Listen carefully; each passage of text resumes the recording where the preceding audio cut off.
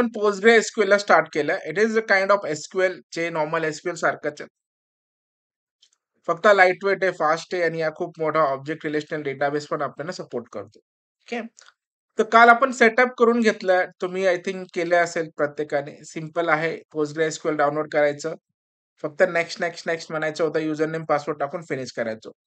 After installation of पोस्टग्रे SQL तुम्ही स्टार्टला जाणार आहे. इथे सर्च करणार आहे PG admin. Okay. PG admin तुम्ही सर्च केल्यानंतर तुम्हाला एक डॅशबोर्ड ओपन होईल एक पोस्टग्रे एसक्यूएलचं. हे बघा ह्या वेने. इथे दिसतोय तुम्हाला हा डॅशबोर्ड असा ओपन होतोय. स्प्लॅश स्क्रीन आहे ती ओपन होईल. 2 मिनिटं घेईल तो. PG admin 4 started. बस. ही तुमची जी होम स्क्रीन असणार आहे. तुमचा पोस्टग्रे इन्स्टॉल झाल्यानंतर स्टार्टला येऊन पीजी ॲडमिनला क्लिक करा. तुम्हाला हे समोर फ्रंट पेज दिसेल. ठीक आहे. स्क्रीन प्रेझेंट आहे ना? हो. ठीक आहे. तर इथे आल्यानंतर सगळ्यात अगोदर इथे राइट साइडला बघा तुम्हाला सर्व्हर दिसतंय. त्या सर्व्हरवर क्लिक करायचं आणि काल आपण एक सर्व्हर क्रिएट केला होता नाशिक नावाचा. आज मी सगळे सिंटॅक्स सांगणार आहे. देन आपण प्रॅक्टिकली त्याला इम्प्लिमेंट पण करूया. सगळ्यात पहिला वे काय असतो आपल्याला कुठलाही डेटाबेस बनवायचा असेल तर डेटाबेस आधी क्रिएट करावा लागतो. ओके. डेटाबेस म्हणजे काय? Database is a collection of related data. आणि डेटाबेसमध्ये डेटा कसा स्टोअर होतो? In the form of table फॉर्मॅटमध्ये स्टोअर होतो. तर आता डेटाबेस क्रिएशनचा सिंटॅक्स आपण बघून घेऊ. Database creation. How to create a database. Database creation. CREATION. Database create करायचा सिंटॅक्स काय ते लक्षात घ्या. आपण यूआयने तयार केलं पण सिंटॅक्टिकल पण माहिती पाहिजे तुम्हाला. तर सिंटॅक्स त्याचा असा आहे क्रिएट क्रिएट डेटाबेस आणि त्या डेटाबेसचं नाव आपण डेटाबेसचं नाव नाशिक ठेवलेलं आहे. ठीक आहे. ते याने एंटर केलं की तुमचा डेटाबेस क्रिएट होऊन जाईल. आता फक्त डेटाबेस क्रिएट करून चालणार नाही. डेटाबेसमध्ये आपल्याला टेबल क्रिएट करावं लागतील. मग टेबल क्रिएशनचा सिंटॅक्स आता आपण बघून घेणार. Table creations. त्याचा सिंटॅक्स बघा कसा आहे. एक्झाम्पल सांगतो मी. Create table. CREATE create. काय करा क्रिएट टेबल. टेबलचं नाव आपण सपोज आता आता आपण कॉन्टॅक्ट देऊया. CONTACT contact. CONTACT contact. Okay. आता टेबल आय थिंक मी डायरेक्ट तिथेच क्रिएट करतो. जास्त तुम्हाला तिथे लक्षात राहील. पण हे बघा आपला डेटाबेस आपण क्रिएट केला होता नाशिक नावाचा. त्याला सिलेक्ट करायचंय तिथून. आता याचं स्ट्रक्चर प्रत्येक सॉफ्टवेअरचं वेगवेगळं असतं. MySQLचं, Oracleचं, MS SQLचं, Postgreचं. Postgreमध्ये डेटाबेसला सिलेक्ट करा. तिथे गेल्यानंतर तुम्हाला स्कीमा दिसेल. स्कीमाजमध्ये पब्लिक आणि पब्लिकमध्ये टेबल्स. ओके. इथे जाऊन त्याला राइट क्लिक करायचं आणि इथे क्वेरी टूलवर क्लिक करायचं. मग क्वेरी टूल म्हणजे तुम्ही त्या डेटाबेसच्या त्या टेबलसाठी कनेक्ट होणार. मग इथे आपल्याला ती क्वेरी करायची. तर मी क्रिएट टेबलची क्वेरी करतो. CREATE create. काय क्रिएट करायचं आहे? टेबल. टेबलचं नाव काय आहे? CONTACT. टेबलचं नाव काही पण ठेवू शकतो आपण. ठीक आहे. आता एक लक्षात ठेवायचं जर आपल्याला जर डेटाबेसमध्ये टेबल क्रिएट करायचं असेल, तर टेबल आपण कुठल्याही फील्डचा क्रिएट करू शकतो. कितीही फील्डचा क्रिएट करू शकतो. त्याला काय असं लिमिटेशन नाही. ओके. बट एक काळजी नेहमी करायची डेटाबेसमध्ये डेटा स्टोअर करताना प्रत्येक डेटाला एक युनिक आयडी जनरेट करायचा असतो. ओके. जसं की फर्स्ट फील्ड नेहमी प्रत्येक टेबलमध्ये तुमचा आयडी पाहिजे. लक्षात घ्या. जसं की आता स्टुडंटचा डेटा स्टोअर करताय. मग तुमचा युनिक आयडी तुमचा काय रोल नंबर आहे. एम्प्लॉयचा डेटाबेस असेल, तुमचा युनिक आयडी काय एम्प्लॉय आयडी आहे. ओके. ऑर्गनायझेशनमध्ये आता पूर्ण इंडियाचा युनिक काय आपला आधार कार्ड आहे जसा आयडी आहे तसा. एक आयडी पाहिजे जेणेकरून रेकॉर्ड युनिकली आयडेंटिफाय होईल. नाहीतर ते म्हणतील की find all the employee where name is equal to Suresh केला. तर सुरेश नावाचे 10 एम्प्लॉय असू शकतात. पण तिथे where employee ID is equal to this म्हटलं तर त्या आयडीचा एकच एम्प्लॉय निघणार आहे. ठीक आहे. तसं मग इथे खूप सारे फील्ड आपण बनवू शकतो. काही पण बनवू शकता. Name, age, mobile, generate, address वगैरे समथिंग, समथिंग, समथिंग. ओके. सांगायचे तर हेच आहे, की प्रत्येक टेबलमध्ये एक आयडी पाहिजे. त्या आयडीला आपण प्रायमरी की म्हणतो. ओके. प्रायमरी की हा तुमचा कन्सेप्ट इथे लक्षात घ्या. हा क्वेशन खूप वेळा विचारतात, व्हॉट इस प्रायमरी की? कोणाला माहिती आहे का? प्रायमरी की काय आहे माहिती कोणाला? ठीक आहे. नसेल माहिती तर सांगतो मी. P R I primary key. Primary key is unique key असतो. U N I unique key. Unique key. Okay. आणि तो कधीही रिपीट नाही होत. Never get repeated. Never get repeat. Okay. आणि अजून एक मेन गोष्ट only one table have one primary key. One table have T-A-B-L-E. One table have one primary key. One primary key. Okay. एक टेबलला एकच प्रायमरी की असते. कारण इंटरव्ह्यूमध्ये युनिक की पण विचारतात. पण म्हणतो प्रायमरी की इज युनिक की. देन व्हॉट इज युनिक की? मग आता ते कन्फ्यूज होऊन जातात लोकं. मग ते कन्फ्यूज नाही व्हायचे. Primary key is a unique key. Okay. आणि with never get repeated and only one table can have only one primary key. But unique key म्हणजे सपोज तुमच्या आपल्या ह्याच्यामध्ये नेम तुमचा मोबाईल नंबर आहे, ईमेल आहे, आयडी पण आहे. आता युनिक की तुमचा मोबाईल नंबर पण होऊ शकतो, ईमेल आयडी पण होऊ शकतो, आयडी पण होऊ शकतो. ओके. म्हणजे एकच छोटासा डिफरन्स असा आहे, की one table can have multiple unique key, but one table can have only one primary key.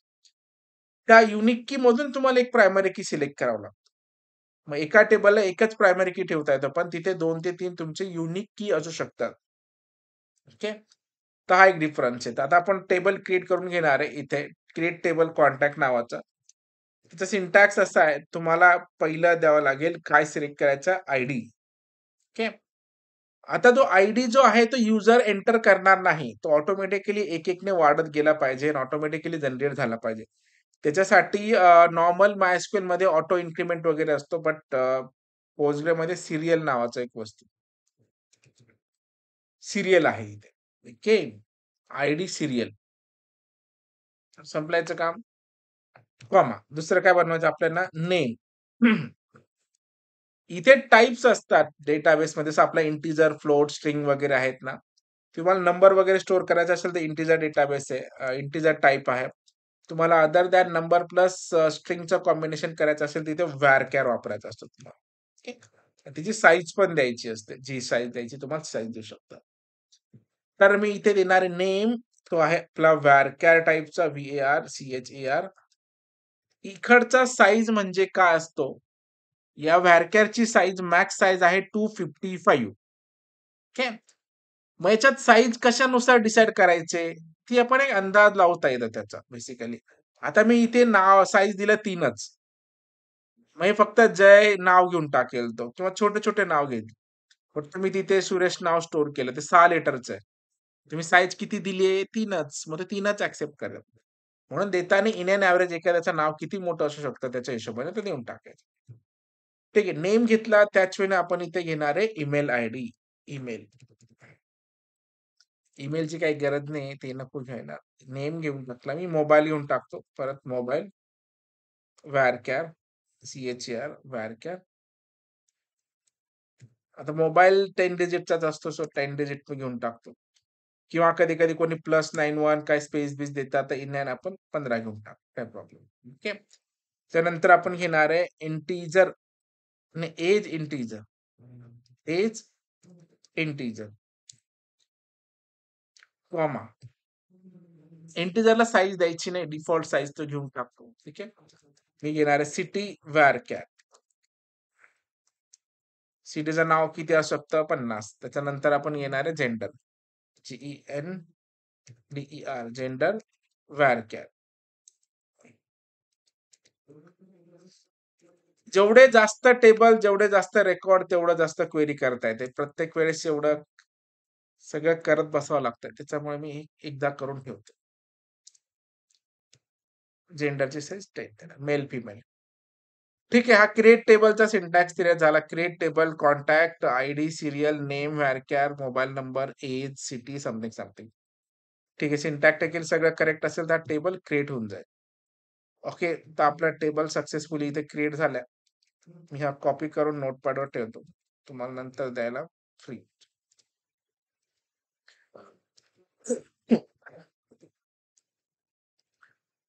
Okay.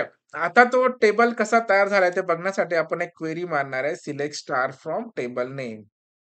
इथे लिहितो मी select star from contact CONTACT contact.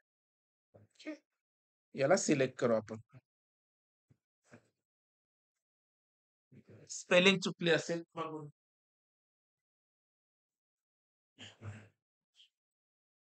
Spelling CONTACT.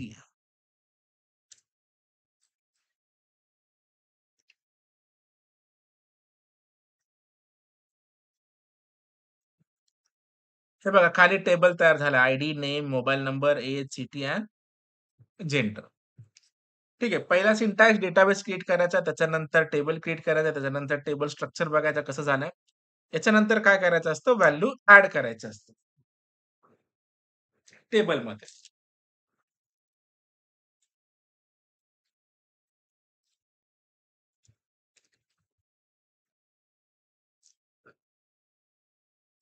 याच्यासाठी इन्सर्टची क्वेरी असते. म्हणजे तुम्ही आजपर्यंत जे पण ऑनलाईन फॉर्म भरले, तर प्रत्येक फॉर्मच्या बटनच्या क्लिकमध्ये ही क्वेरी असणार. ओके. त्याच्याशिवाय तो डेटाबेसमध्ये जातच नाही. इव्हन तुम्ही WhatsAppला मेसेज वगैरे टाकता ना, त्याच्या मागे पण तो डेटाबेसला जातो म्हणजे तिथे इन्सर्टची क्वेरी फायर होते. जेवढा मोठा फॉर्म तेवढे फील्ड तुम्ही इन्सर्ट करता. तर आपल्याला करायचे इन्सर्ट. कशामध्ये? Insert into. इंटू कुठे? कॉन्टॅक्ट टेबलमध्ये. आयडी सोडून बाकी सगळं इन्सर्ट करायचं आपण कारण आयडी ऑटो इन्क्रिमेंट आहे. काय काय इन्सर्ट करायचं आहे? Name, comma, mobile, sorry name, comma, mobile, comma, age, comma, city. हे सगळं प्रॅक्टिकली तुम्ही हाताने करून घ्यायचं. असं कळतं ते पण करायला गेलं तर काही खूप एरर येतात. जेंडर. बस. त्याच्यानंतर व्हॅल्यूज टाकून घ्यायचे.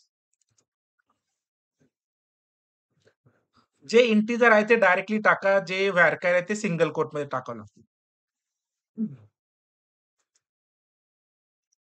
इथे नाव टाकतो मी सुरेश. त्याच्यानंतर कॉमा, मोबाईल नंबर व्हॅरचरच घेतले आपण 8485070453. एंटर दिला. काय पुढचा? City NASHIK Nashik. देन पुढचं काय? Gender that is male. Age एक आहे ना? ओके. सिटीच्या आधी एज आहे 31. इंटिजर आहे म्हणून डायरेक्ट मी 31 लिहिले. नंतर व्हॅरचरला मेल, MALE मेल.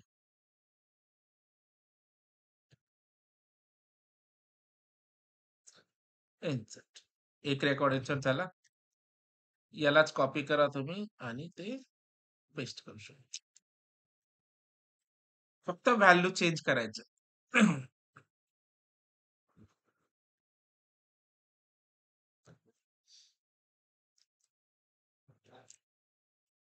इथे मी सुरेशच्या ठिकाणी रमेश लिहितो. REM रमेश. थोडा मोबाईल नंबर चेंज करा फक्त बस. मेल पुणे 21.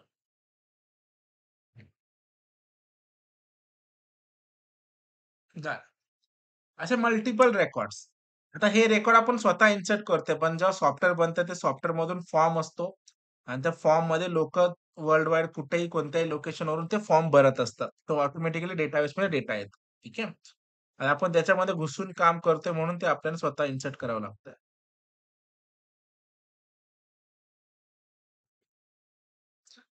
ठीक आहे. सो आता चला थोडे छोटे-मोठे व्हॅल्यू टाकू. सोनू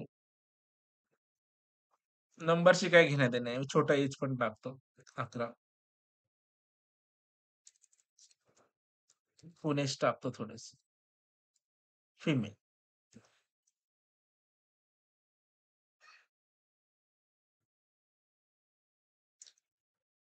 ओके. ते वरचं पण सिलेक्ट झालं होतं. ठीक आहे. झालं.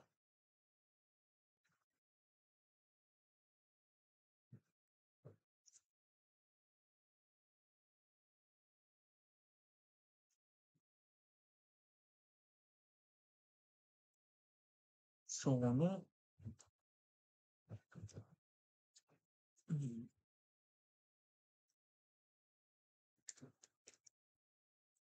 नंबर तोच ठेवू आपण. ॲड्रेस चेंज करून टाकू मुंबई. नाशिकच ठेवू त्याच्यात.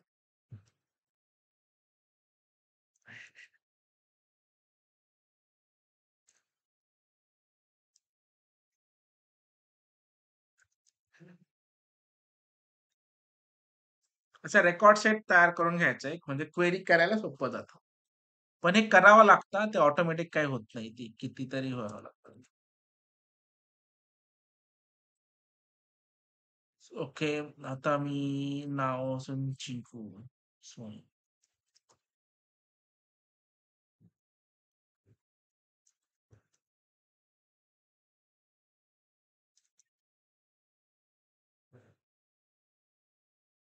याला पण इन्सर्ट केलं.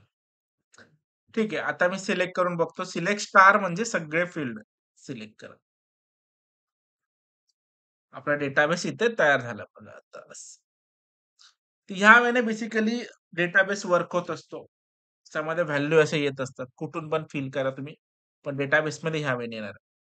तर अशा सगळ्या क्वेरी कराव्या लागतात. आम्ही कंपनीत पण खूप साऱ्या क्वेऱ्या करतो. आता तुम्हाला क्वेऱ्या दाखवल्या तुम्ही म्हणशाल किती क्वेऱ्या आहेत. पण ते करावं लागतं तेवढं. ऑप्शन नसतो त्याला. हं.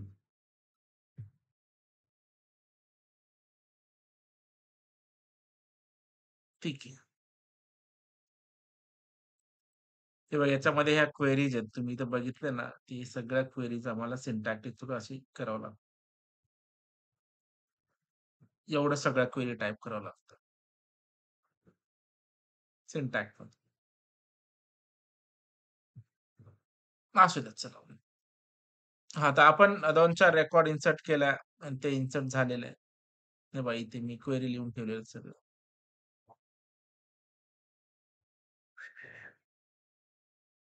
दिसलं का?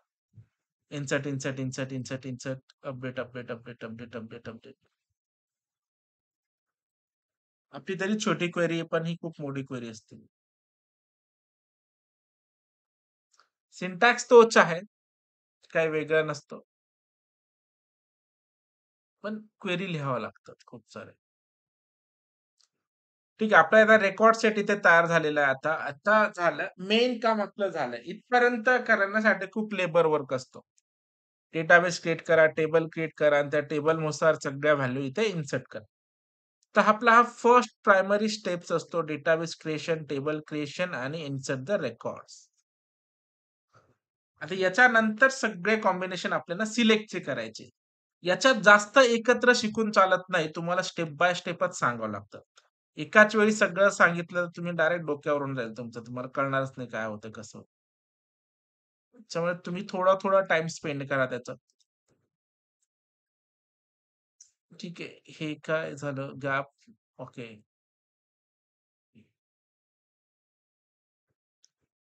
Values, values, values. एकाच टेबलचे ना हे.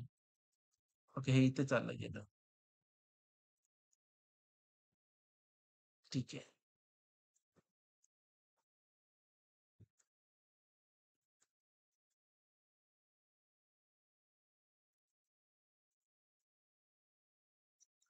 ठीक आहे. हे काढून टाकतो. तर ह्या इन्सर्टच्या क्वेरी आहेत डेटाबेस क्रिएशन, टेबल क्रिएशन आणि इन्सर्टच्या क्वेऱ्या. आणि नॉर्मल आता आपण सिलेक्टचं कॉम्बिनेशन बघायचं. सिलेक्ट ऑल करायचं असेल तर क्वेरी आहे सिलेक्ट स्टार. स्टारचा अर्थ असतो all field. SELACT. Select star from तुमचं टेबलचं नाव. म्हणजे सगळे टेबल सिलेक्ट करा फ्रॉम कॉन्टॅक्ट टेबल. पहिलं पहिला पार्ट. आता याच्यानंतर काय असतं, की तुम्हाला स्पेसिफिक सिलेक्ट करायचंय, की तुम्हाला फक्त आणि नाव आणि मोबाईल नंबरच पाहिजे. ओके. मग त्यावेळी काय करावं लागतं तुम्हाला? स्टार म्हटलं की सगळे आले. आता सगळे नकोय आपल्याला. फक्त काय पाहिजे? स्पेसिफिक फील्ड पाहिजे. म्हणजे नाव आणि मोबाईल नंबर पाहिजे. मग त्या केसमध्ये आपण काय करणार आहे ते, आता मी ऑलरेडी इथे टाइप केलेलं आहे त्याच्यामुळे काढून टाकतो. आता सगळे फील्ड नकोय आपल्याला पाहिजे फक्त जेवढे कॉलम पाहिजे तेवढे फील्ड तुम्ही सिलेक्ट करायचे. मी इथे काय करणार आहे सिलेक्ट. काय पाहिजे? नेम, कॉमा, मोबाईल बस. कुठून पाहिजे? फ्रॉम. CONTACT contact. झालं. सगळे पाहिजे असेल तर स्टार, स्पेसिफिक पाहिजे असेल, जेवढे पाहिजे तेवढे कॉमा, कॉमा, कॉमा करून तुम्ही सिलेक्ट करू शकता. मग इथे आपण काय भेटलं नेम आणि हे. मग प्रत्येक सॉफ्टवेअरमध्ये असंच वर्क होतं. आता तुम्ही कोणत्याही बँकेत जा, तुम्ही म्हटला की माझं लोन मधलं किती EMI बाकी आहेत. ते काय विचारतील तुमचं नाव, अकाउंट नंबर विचारतील आणि इथे क्वेरी करून बघतील किंवा त्यांच्या सॉफ्टवेअर थ्रू ते क्वेरी करतील. ते सांगतील की नाही एवढे-एवढे EMI बाकी आहेत, एवढे पे केलेत तुम्ही.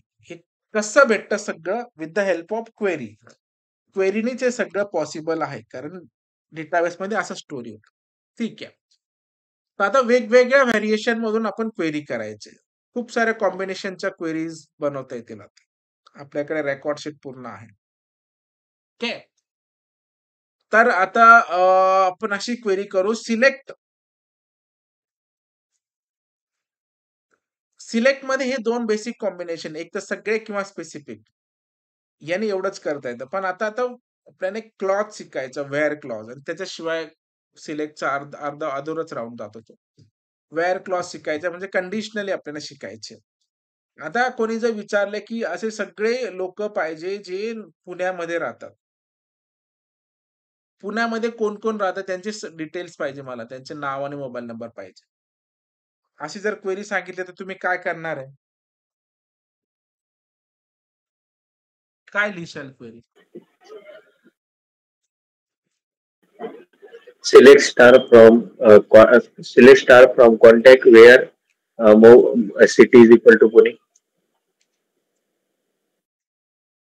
बरं. सिलेक्ट करून घेणार आपण इथे. थांबते.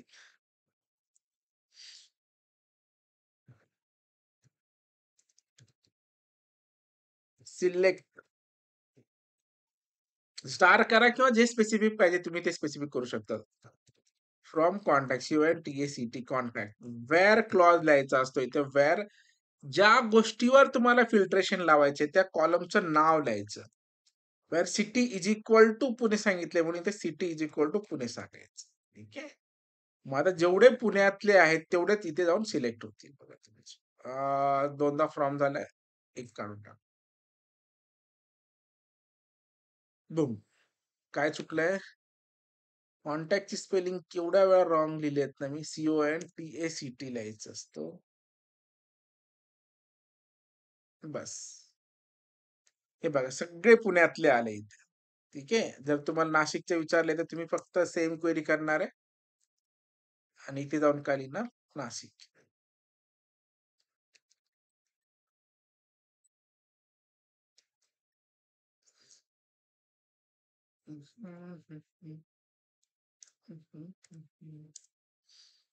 City is equal to NASHIK Nashik. सगळे नाशिकचे भेटले. ठीक आहे.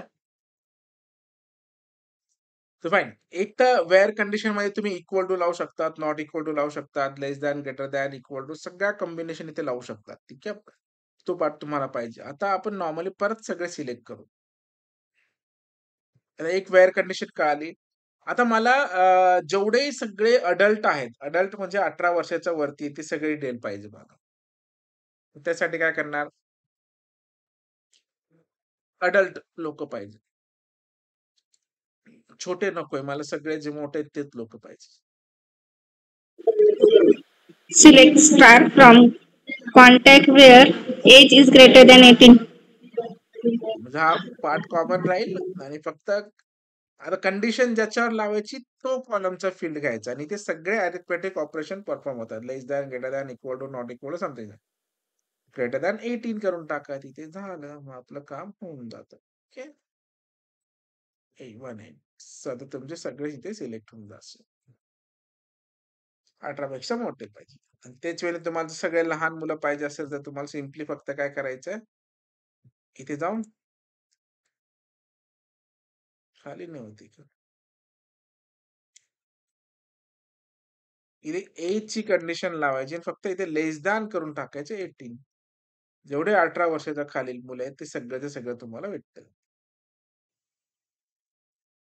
नाही, सगळे छोटे आहेत, लहान आहेत सगळे. तर बघा, इथे 16, 11, 12 असे काही सेम थिंग्स. ठीक आहे, असं सेट झालं, काय प्रॉब्लेम.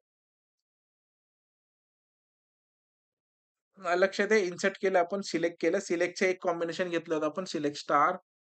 व्हेअर कंडिशन मध्ये पुणे, नाशिक, ग्रेटर दॅन, लेस दॅन, हे समथिंग समथिंग समथिंग आपण सिलेक्ट केलेलं आहे. ओके, आता ही एक कंडिशन झाली. मग इथे आपण खूप सारे गोष्टी करू शकतो. Equal to, not equal to, greater than, equal to, something something something सगळं. Okay. तुम्हाला आता एखाद्याचा युनिक आयडी सिलेक्ट करायचं, एकच एम्प्लॉयचं किंवा एक पर्टिक्युलर युजरचं रेकॉर्ड सिलेक्ट करायचं आणि त्याच्यात तुम्हाला आयडी वगैरे माहिती, तर मी त्या युनिक आयडीच्या बेसवर कसं रेकॉर्ड सिलेक्ट करणार. मला 1 नंबरचा जो युजर त्याचे सगळे डिटेल पाहिजे, पहिल्याच युजरचं, कारण मला त्याचे डिटेल लागते. तर मग काय क्वेरी करणार तुम्ही, select all the record from employee 1 और युजर 1.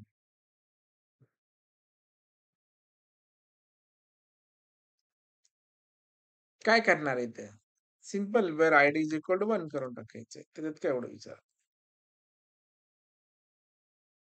स्पेसिफिक त्याच युजरचे तुम्हाला सगळे रेकॉर्ड इथे भेटायला लागतील. ठीक आहे, तर हे एक कॉम्बिनेशन होतं. आता हे सिंगल व्हेरिएशन झाले. मग सिंगल व्हेरिएशनवर तुम्हाला खूप साऱ्या गोष्टी करता येतात इथे तुम्हाला. ठीक आहे, मग तुम्ही पाहिजे त्या गोष्टी इथे कंडिशन लावू शकतात. आता फील्ड आपल्याकडे फक्त एवढंच आहे, त्याच्यामुळे जेवढे तुमचे फील्ड असतील तेवढे जास्त तुम्हाला कंडिशन लावता येतात. आता तुमचे सब्जेक्टचे मार्क्स वगैरे जर असतील, रिझल्ट वगैरे असतील, मग मॅथ्स मध्ये कोणाला 80 अबोव्ह आहे त्यांची लिस्ट पाहिजे, असते त्यांची लिस्ट पाहिजे. सो बरेचसे कंडिशन्स तुम्हाला इथे लावता येतात व्हेअर क्लॉज मध्ये. ठीक आहे, अजून मी 2 कंडिशनचं सांगत नाही, कारण मी जसं बोललो की एकाच वेळी मला सगळं सांगायचं नसतं.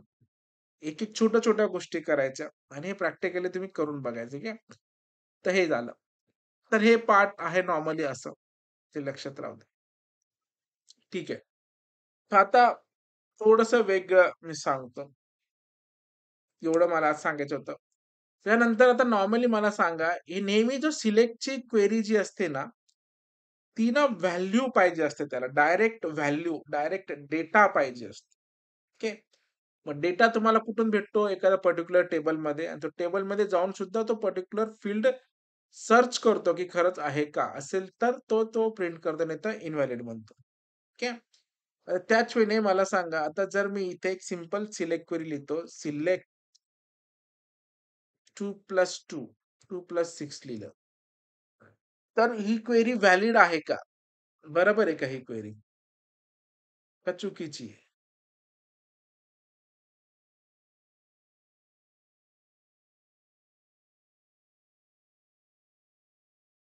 काय वाटतं तुम्हाला?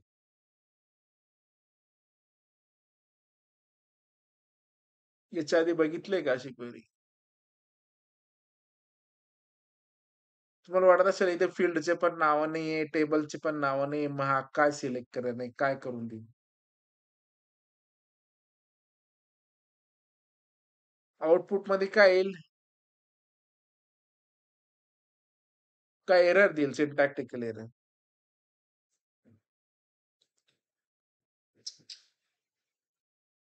हं.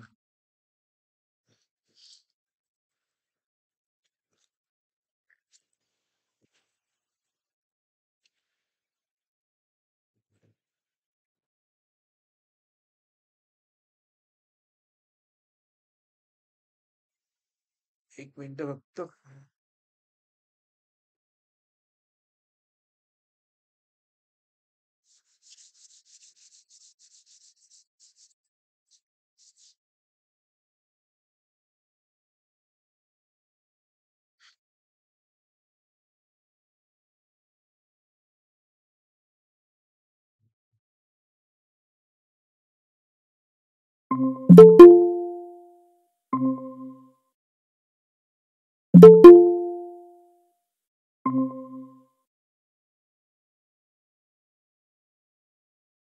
ठीक आहे. हा, तर कुठे होतो आपण? इथे सिलेक्ट मध्ये. नॉर्मली सगळे फील्ड वगैरे सिलेक्ट केले आपण, स्पेसिफिक फील्ड पण सिलेक्ट केले आयडीने, वेअर कंडिशनने. फक्त एक कॉम्बिनेशन विचारायचं होतं, ते म्हणजे जर मी सिलेक्ट 2+6 जर केले तर हा व्हॅलिड आहे का? म्हणजे हा आउटपुट देईल का आपल्याला काही एरर देईल?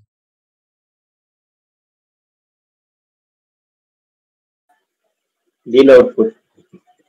ठीक आहे, कारण याला डायरेक्ट व्हॅल्यू लागते ना, आपण तिथे डायरेक्टली त्याला व्हॅल्यू पास करतोय म्हणून हा, कारण एसक्यूएल इटसेल्फ एक सॉफ्टवेअर आहे, त्याच्यामुळे याला आउटपुट मध्ये आपल्याला 8 भेटून जातो. ठीक आहे, आणि हा प्रॉपरली तो बॉडमासचा रूल अप्लाय करतो. बॉडमास म्हणजे जे ब्रॅकेट ब्रिकेट प्लस मायनस जे सगळे सिम्बॉल्स आहेत, प्रायोरिटी नुसार तो वर्क होत असतो. लक्षात घ्या. तर झालंय, बंदच करायचं. तर ही सुद्धा तुमची व्हॅलिड क्वेरी आहे सिलेक्ट 2+6 ची, ते लक्षात राहू द्या फक्त. ठीक आहे, आणि पूर्णपणे बॉडमासचा रूल परफॉर्म करतो. म्हणजे तुमचा जर हा ब्रॅकेट असेल इथे, देन तुमचं डिवायडेड बाय 4 असेल, -2 असणार आहे इथे, आणि मल्टिप्लाय बाय 3 असेल, तर याचं आउटपुट काय येईल?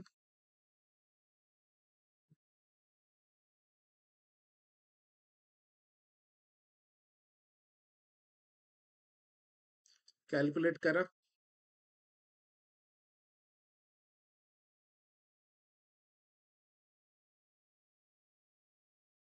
पटकन करा.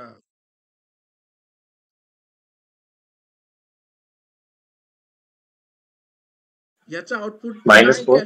ना? -4. -4 मला नाही माहिती. 6+2 8 होता. 8 डिवाइड बाय 4 किती होणार आहे? 2. मग झाला 2 × 6, आधी मल्टिप्लिकेशन होईल. बघून घ्या, हा सॉफ्टवेअर बरोबर आन्सर देऊन टाकेल त्याच. बरं, जे असेल ते. अरे झालंय, आता बंद करायचंय. ठीक आहे, चला. तर इन शॉर्ट सांगायचं, हे एक क्वेरी होतं की ही व्हॅलिड क्वेरी आहे आपली. ठीक आहे, मी इथे 22 घेऊन टाकतो. असं जर कुठे इक्वेशन असेल तर it is a valid query, कारण हा डायरेक्टली ऍज अ व्हॅल्यू आपण सिलेक्ट करतोय. ठीक आहे, इवन दो कधी कधी हे ऍप्टिट्यूड मध्ये विचारतात, त्याच्यामुळे तुम्हाला हे माहिती पाहिजे. हे असं कर्सर का सेट होतं इथे माहिती. सिलेक्ट सुरेश. ओके, इथे ऍज अ म्हणून अलाइज म्हणून सेट करता येतो. Alias, select Suresh as a name. हा नेम ऍज अ सिलेक्ट काय करेल? सुरेश. कारण डायरेक्टली त्याला व्हॅल्यू पास करतोय. पण तुम्ही इथं डायरेक्टली असं जर म्हटलं की सिलेक्ट नेम, SELECT सिलेक्ट, किंवा जे पण म्हणा, NM, हा डायरेक्टली म्हणेल हा NM कुठून सिलेक्ट करू मी? ओके, हे फील्डच नाहीये, तर प्रॉब्लेम येतो. त्याच्यामुळे याला डायरेक्ट व्हॅल्यू पास करायला लागते. व्हॅल्यू नसेल तर कुठल्या टेबल मधून कुठल्या फील्डचं. ओके, तर आता तुम्ही टेबल क्रिएट करा, हे सगळे ऑपरेशन परफॉर्म करून बघा. मी तुम्हाला एक क्वेरी पाठवून देतो, अजून सिलेक्ट स्टारचे आणि सगळ्या कॉम्बिनेशनचे क्वेरीज पाठवतो. ओके, डेटाबेस क्रिएट करा. तुम्ही रिझल्टचं सिस्टीमचं वगैरे बनवू शकतात. स्टुडंटचं नाव, त्याचं कॉलेजचं नाव, subject 1, subject 2, subject 3, total percentage. मग त्याच्यावर प्रत्येकच्या याच्यावर कंडिशन्स अप्लाय करा. जास्त पर्सेंटेज वाले, कमी पर्सेंटेज वाले, सेम कॉलेज वाले, ज्यांना मॅथ्स मध्ये जास्त, इंग्लिश मध्ये कमी, किंवा म्हणजे फेल झालेले किती, मेल किती आहेत, फिमेल किती आहेत, मेल किती मेल पास झाले, हे पास झाले, बरेचसे कॉम्बिनेशन लावतात. ठीक आहे, तर डेटाबेस क्रिएट करा, टेबल क्रिएट करा, 15-20 व्हॅल्यू टाका, मग सिलेक्ट करा. जेवढे जास्त व्हॅल्यू असणार आहे तेवढा कॉम्बिनेशनचं रिझल्ट तुम्हाला भेटत राहील. ठीक आहे. तर बाकी आपण आता 2 कंडिशन आता उद्या काय बघणार आहे, जर मी तुम्हाला अशी क्वेरी विचारली, किती लोक मला असे मेल लोक पाहिजे ते नाशिक सिटीमध्ये राहतात. क्वेश्चन आहे का? असे find all male student whose belong to the Nashik city. त्याच्यात 2 कंडिशन आहे. एक तर जेंडर मेल पण पाहिजे आणि सिटी नाशिक पण पाहिजे. आणि एसक्यूएल मध्ये एकदाच वेअर वापरता येतो. ओके. मग त्यावेळी काय वापरायचं? अशा आपण गोष्टी आता ते उद्या बघणार आहे. ठीक आहे. एक-एक छोटं-छोटं टॉपिक आणि लगेच तुम्ही ते प्रॅक्टिकली करून बघायचे. तुम्हाला टास्क आहे स्टुडंट टेबल क्रिएट करून त्याचा रिझल्ट जनरेट स्टोअर करायचा आहे. त्याच्या रिझल्टवर कॉम्बिनेशन सगळं परफॉर्म करायचे. मला अशा क्वेरी लिहून पाठवू शकता तुम्ही टेस्टसाठी. ठीक आहे. म्हणजे मी चेक करून घेईल काय राहत असेल तर. ठीक आहे. बाकीचं आपण उद्या बघू.